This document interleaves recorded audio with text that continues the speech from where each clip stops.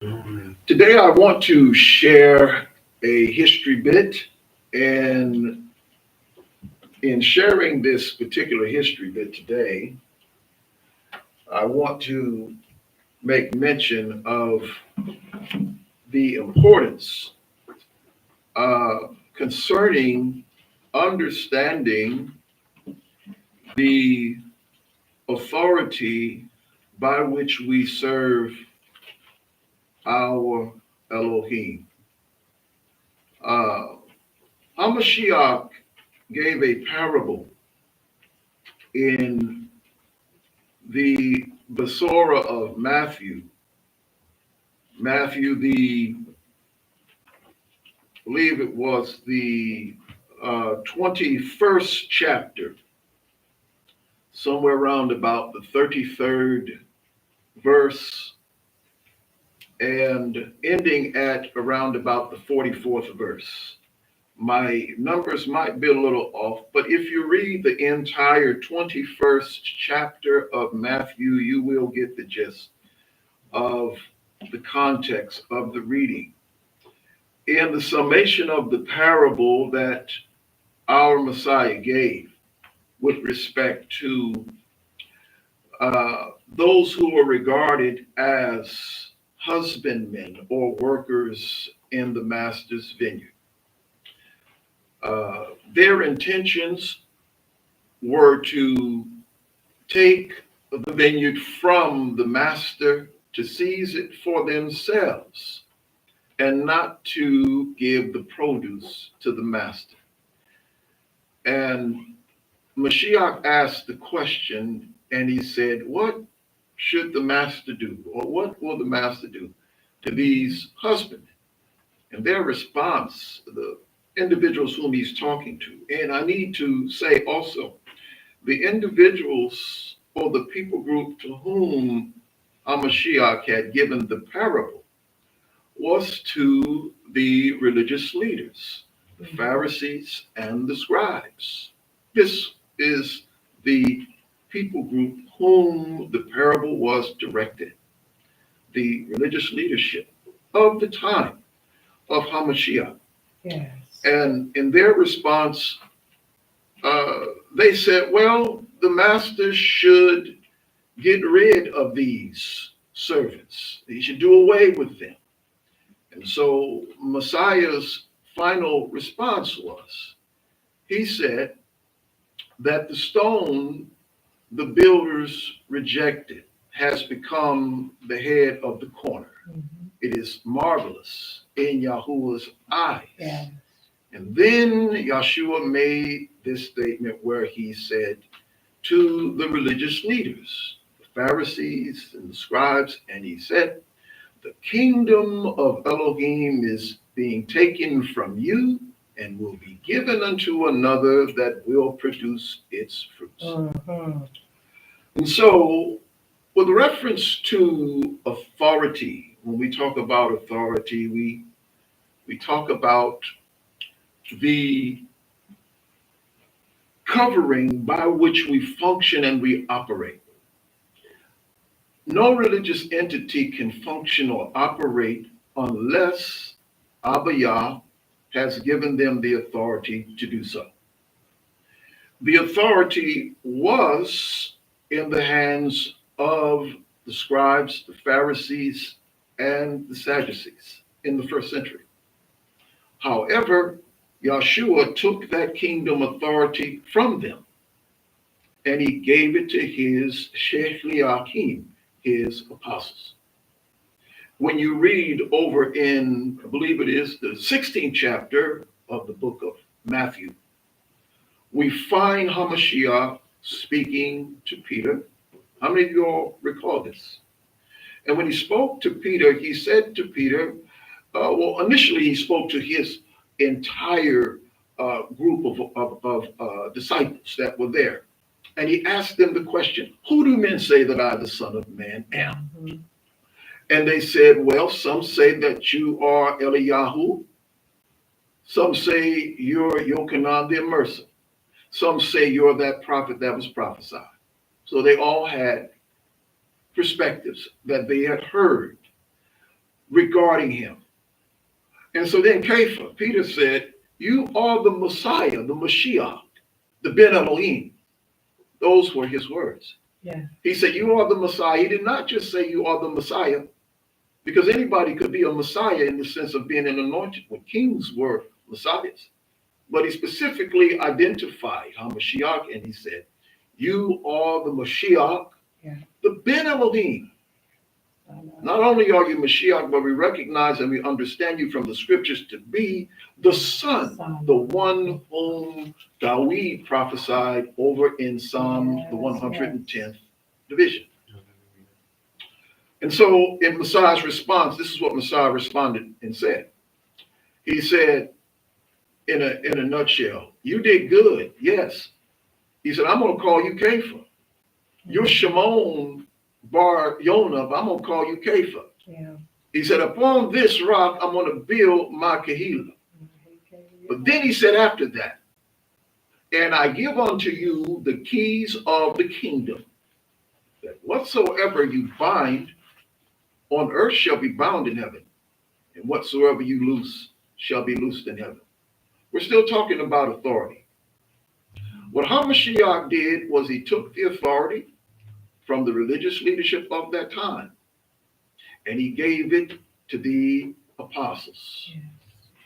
So when we talk about authority as a people of Elohim, as a Messianic Israelite community, this is one of the areas that is not always discussed, or I would even go so far as to say it is even still up in the air with regards to present day perspectives within the realm of Messianic communities, because many of the present day Messianic Jewish communities still latch on to the idea that authority is within Rabbinic Judaism. When I use the term Rabbinic Judaism, because that is what we will call a formal term for the religious system that is known by the majority of the world as Orthodox Judaism. Mm-hmm. If you say Orthodox Judaism, everybody knows what that is. Mm-hmm. The formal term is Rabbinic Judaism. Mm-hmm. It's Judaism which is governed by the rabbinic or the rabbis. And that is a product of the Pharisees. So today, many Messianic communities, Messianic Jewish communities in particular, hold to an idea that the things that are connected to Rabbinic Judaism still have weight and authority. I used to think somewhat along those lines, but when I came back to reading HaMashiach, I had to accept the words of HaMashiach. HaMashiach took the authority from the religious system of his day and gave it to his apostles. Now, that doesn't mean that there are not some good Torah-based things within the framework of Rabbinic Judaism, Mm-hmm. but the reality is that it has no authority. It had it, but Messiah took it. So when we talk about authority today and the channel by which we function as an Israelite community, we have to go back to what the apostles laid down. That is something that we cannot avoid or put aside. And many Israelite communities, whether they are Messianic Jewish or whether they are along the lines of what some would call Hebrew Israelite communities, choose to dismiss what the apostles have laid down with respect to some of the ancient documents, because they want to follow a path in many instances that is, while trying to line up with HaMashiach, yet you have those who do not want to line up with HaMashiach. So we have to have an understanding of where the authority comes from. We who follow HaMashiach. However, if a person does not follow HaMashiach, then of course then your authority would be with the rabbis, if you choose that, because there are different perspectives as to where the authority comes from. Is this making sense to everybody? Mm-hmm. So when we're talking about the authority by which we who are Messianic Israelites are to flow under, we have to be mindful that he gave it to the apostles. And the apostles passed it down to those whom they discipled. And so I wanted to preface the history bit that I'm going to be sharing. And this history bit is going to be a continual history bit that I will be sharing probably for a number of weeks, maybe 6 or 7 weeks, I'm not sure, but I have shared these things before. We're going to be sharing with you the Apostolic Canons. And these Apostolic Canons that we have are translated from the Ethiopic language. I do want to say, before I read the introduction, that the document that we will be reading from is the most ancient or the oldest document giving record to what the apostles laid down with reference to order and structure in the Messianic communities, other than what we have found in the scriptures. Mm-hmm. And so I want to read the introduction to this before we actually read the canons themselves. But I do want to ask, how many of you remember us going through the Apostolic Canons about a good year and a half ago? Yeah. All right. Some of you remember. You all were coining the phrase deposed, as you heard that term being used so often. This introduction is written by the individual that actually performed the translation from the Ethiopic language. Mm-hmm. His name is Professor George H. Shad. He's a PhD. He lived somewhere around about the 1800s. I believe it was from 1854 all the way through to 1917. He lived 63 years. This individual is also the person who translated the book of Enoch, which was also written from the Ethiopian language. He translated a number of works that were retrieved from Ethiopia, the writings that they had, so that they would be available within the theological schools in Europe and also within the United States. So this document that I'm reading, it goes back to the 1800s.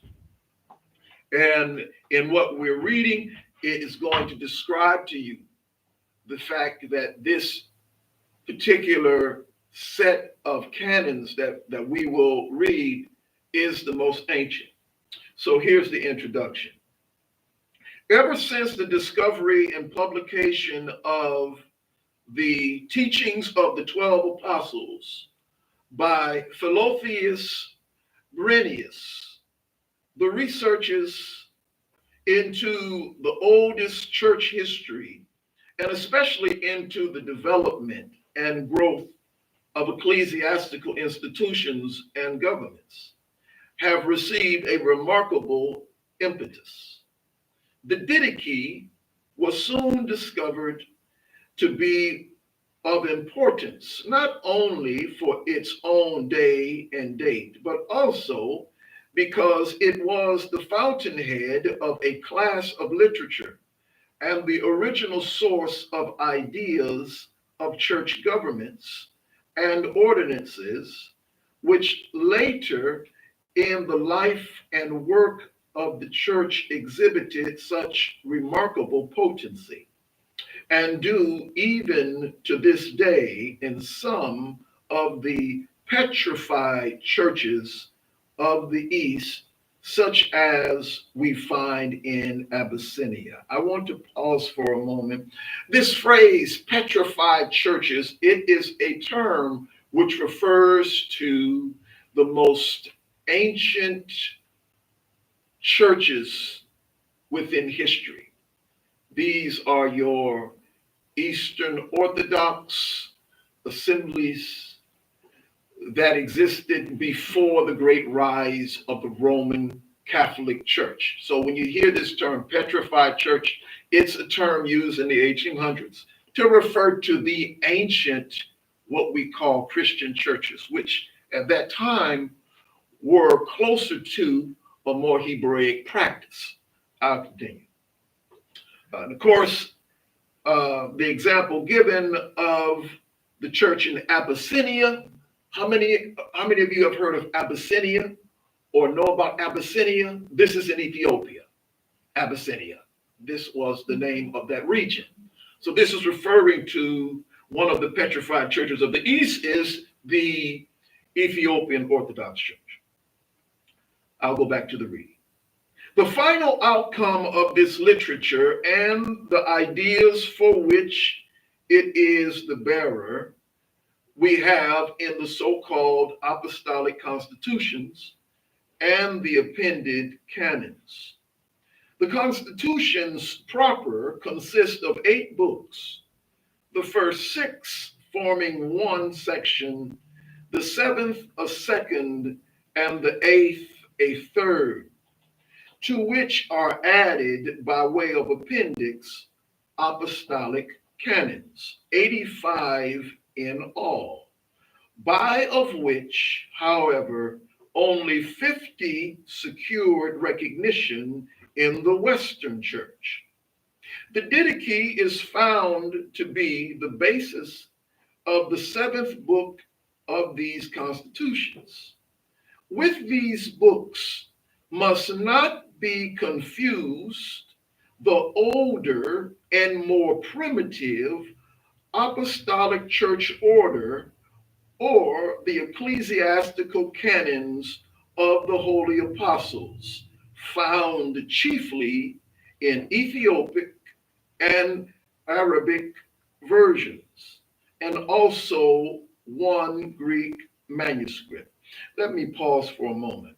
So in this whole introduction thus far, as the translator is giving us information, he talks about other resources in those early centuries called the Didache, the Apostolic Constitutions, and he says that based upon the last statement we read, he said, with these books, the previous ones he discussed, must not be confused the older and more primitive Apostolic Church order or the ecclesiastical canons of the Holy Apostles, chiefly found in Ethiopic and Arabic translations.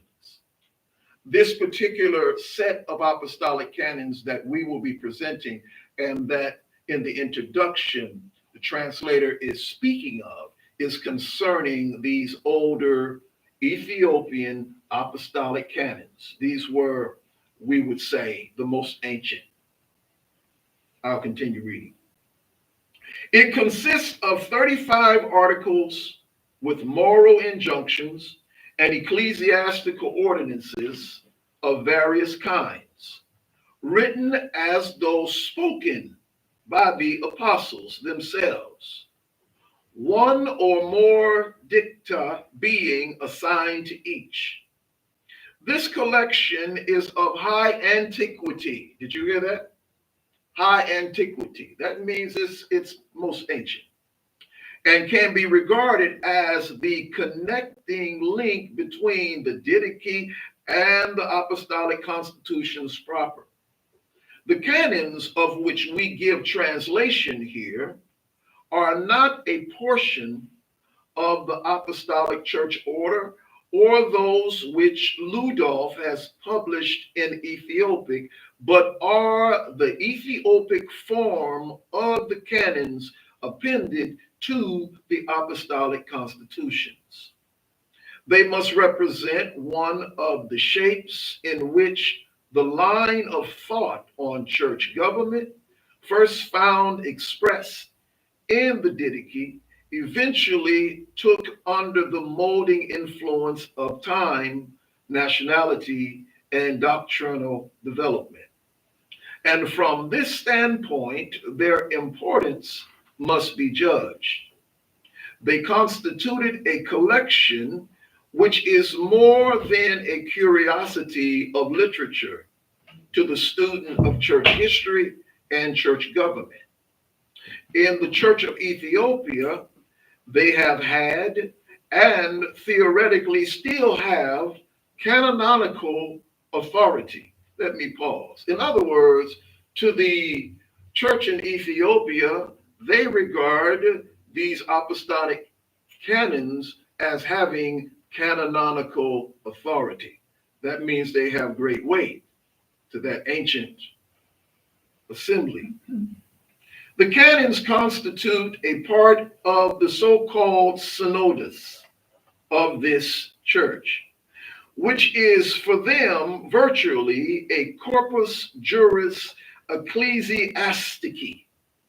That means it is a body of ecclesiastical law for that particular assembly, containing, in addition to these canons, others claiming apostolic authority, as also the constitutions. This collection, like nearly all the church literature of the Abyssinian church, is a translation, and in this case, from the Coptic, in which we have preserved a version of the canons in its leading features similar to the Ethiopic. The Ethiopic is really a daughter church of the Coptic, and to the present day, her Abuna, or Archbishop, Abuna is a term which means father. For those who don't know the Ethiopian language, which is called the Ge'ez language, it is a Semitic language. So when you hear the term Abu, that means father. That's what they call their overseers. They call them Abuna. Is ordained by the Coptic church authorities in Cairo. The Ethiopic canons existed only in manuscript form until 1871, when Winnen Fell of Cologne published an edition based on these manuscripts, to which he added a Latin version.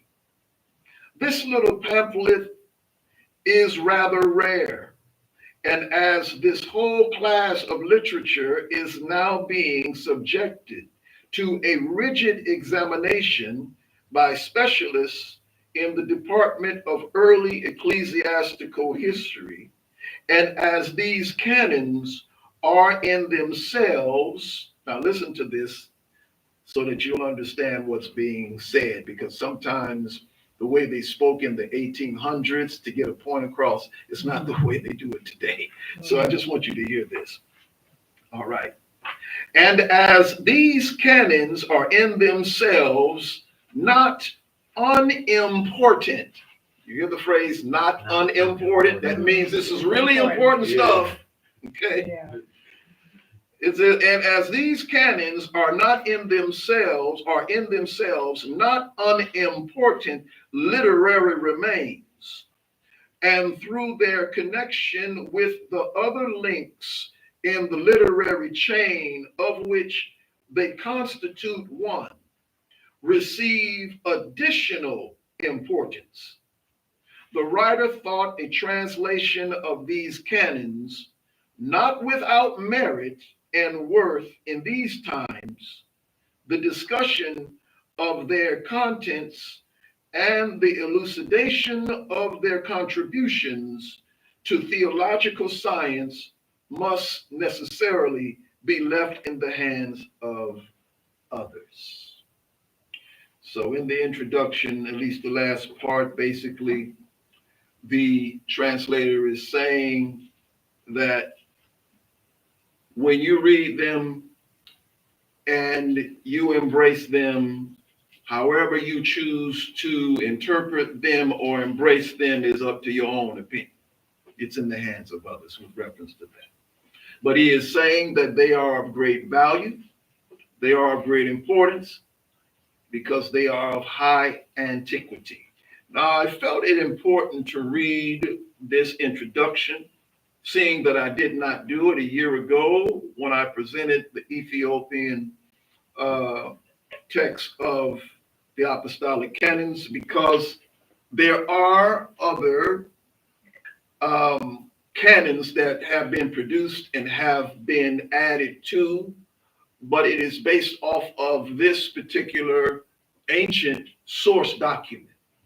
So I just wanted to share this so that you can understand that when we read the Apostolic Canons, we're not reading something that is just a take it or leave it kind of a document, or something that we should see as, well, it's connected to those old petrified churches, the Orthodox churches and the Catholic churches, so we really don't need that today type of understanding. But that the information holds great weight, because the apostles was giving this information to give structure and counsel for the Messianic Israelite community. So I want to read a few of these, and then we will close the history bit.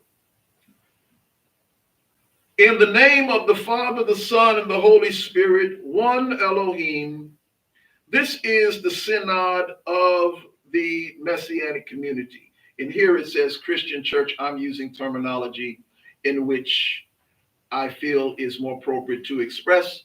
The reason why I'm doing that is because the Ethiopian Orthodox churches, they refer to themselves as being called the Nazrawi, or Nazarenes. But that was a term in the ancient times that they used.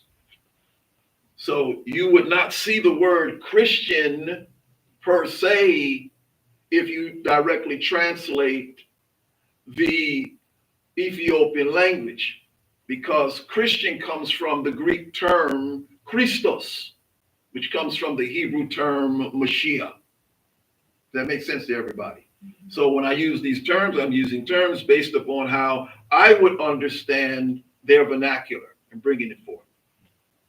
This is the synod of the Messianic communities, which the apostles gave through the hand of Clemens, whom they early had sent. Canon 1. Concerning the number of bishops who should take part in the ordination of a bishop.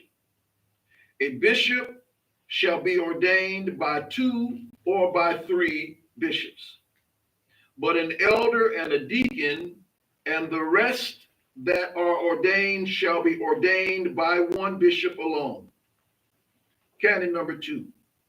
Concerning the things which shall be brought upon the altar, if any bishop or elder brings anything else upon the altar of Yahuah, except that which we have commanded, that they shall bring and place there as an offering, should they bring either honey or milk or of birds or of beasts, anything else than that which our Lord has commanded, let them be deposed.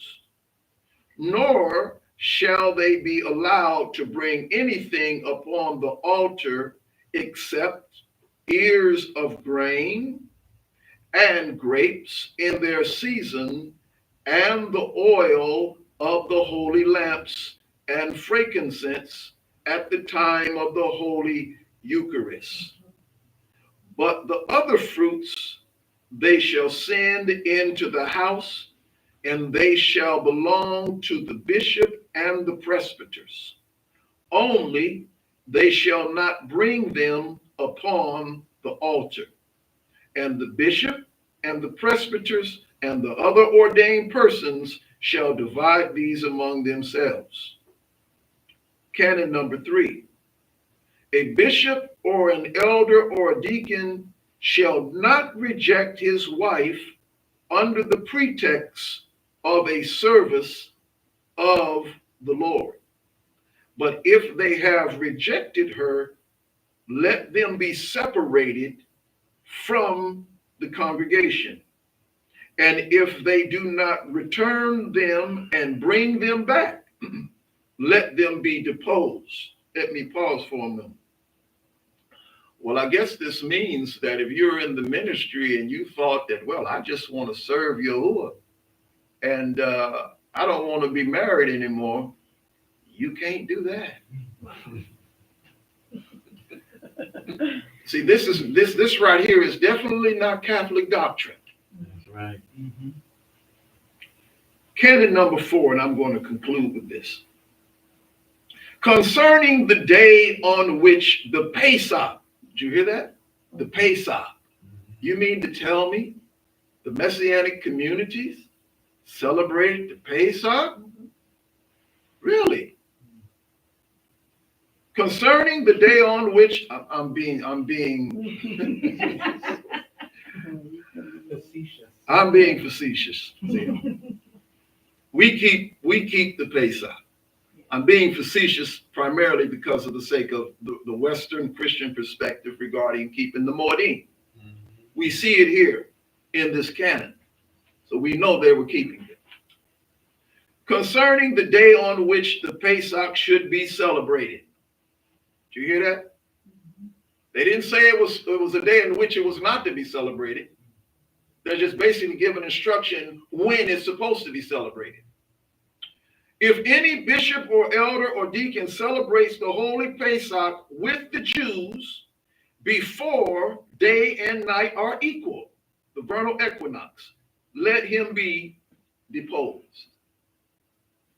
Just to provide some explanation with regard to this canon. At that time, when things were in flux and change with reference to the religious systems of that time, because the Pharisees were regrouping the religion of Judaism and they were consolidating it because all of the other sectarian groups that were a part of the umbrella of Judaism were now being either absorbed or completely ostracized. This occurred during their Council of Yavna from 70 CE all the way down roughly to 100 CE. And in doing those, or I'll say creating a reconstruction in their religious system, there was also some tinkering around with the calendar that was going on, so that the rabbinic Jews would at times celebrate the Passover before the vernal equinox. Now, how many of you are familiar with the vernal equinox? What that is? Just to keep it simple, it's the first day of spring. First day of spring. March 20th or March 21st in most instances. That particular day has been a marker in the calendar determinations. There were other markers within the calendar determinations, primarily with the time of the greening, which primarily was when the barley would be ripening. The barley would always ripen during the beginning of spring, and that was a marker to tell you that when the barley was ripe, then the next renewed moon to come would be declared Abib, which would be the beginning of the year. This always occurs during the time either simultaneously with the vernal equinox or some days before the vernal equinox. But in every case, when the Pesach is celebrated, which is always 14 days after the renewed moon of Abib, Pesach will always occur after the first day of spring. Always. If you want to do a check-in and analysis of it, to go back and trail it out, you can go back and look at it. It is always celebrated after the vernal equinox or the first day of spring. Always Passover celebrated. Always. Now, within the framework of rabbinic Judaism, they pretty much fixed some things so that that would not be the case anymore. But during this time, which was in the 2nd century here, when this document was written, this was the case. And so the apostles basically said, you do not celebrate Pesach with the Jews before the vernal equinox, because that was not the time. That makes sense to everybody. So this was a canon that was given by the apostles because they wanted to make sure that they kept up with the original manner in which the calendar was set and also the feasts were celebrated. But these canons that we have here are a product of the mind, the understanding, the perspectives of the ancient apostles that they passed down to Clement. Clement, this person Clement, he was the bishop in Rome. He was ordained by Kepha himself, according to the historians. So he was one of the first recipients of the structure and the layout that is to be given to the Messianic Israelite communities for the succeeding generations. I hope that this information has been helpful for you with respect to having an understanding and an idea with regards to authority and how the authority was transmitted through the apostles, and also looking at the information in this document of the Apostolic Canons that helps us to get an understanding of how we are to model the governmental structure within the framework of the Messianic Israelite communities today. It is my view and my opinion that we should first follow what HaMashiach said with regards to authority, and to follow the counsels and the advice of his Shaliachim, whom he gave the authority to. Any and all groups that choose to go outside of those frameworks, in my opinion, do not share in that authority that our Messiah laid down. Well, the Most High be praised. Hallelujah.